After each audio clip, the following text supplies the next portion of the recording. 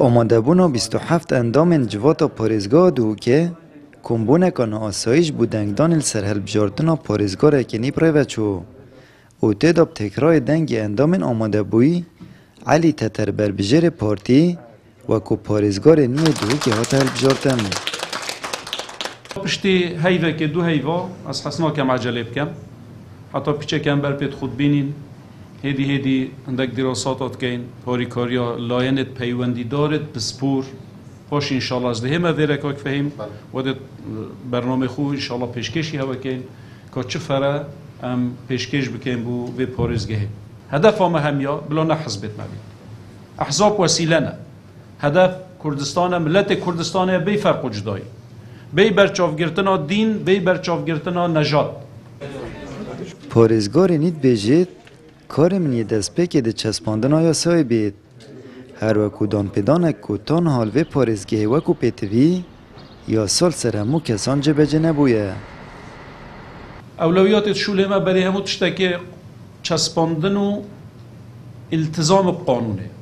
گلک جارا ملت ما ده بیجید سرا تشتکه ده بیجید قانونی نه قانون مملکت ما ده هید و همین مملکت دورو برجیت هید بس انده جارا چنکی قانون وکو پیویس نایت چسباندن یا پیش قانونات تا پیشل کردن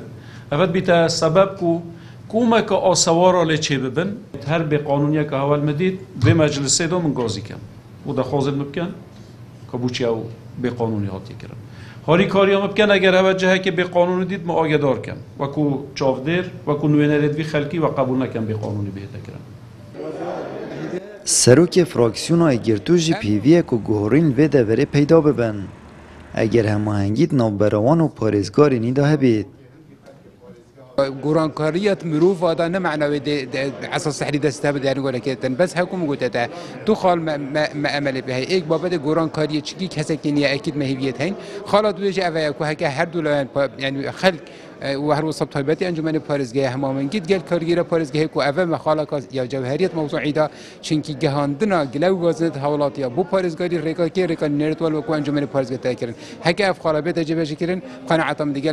گلو وزنت حوالات گهنوان و دینه چرا سکن و تبتا خالک هزه بو کاروی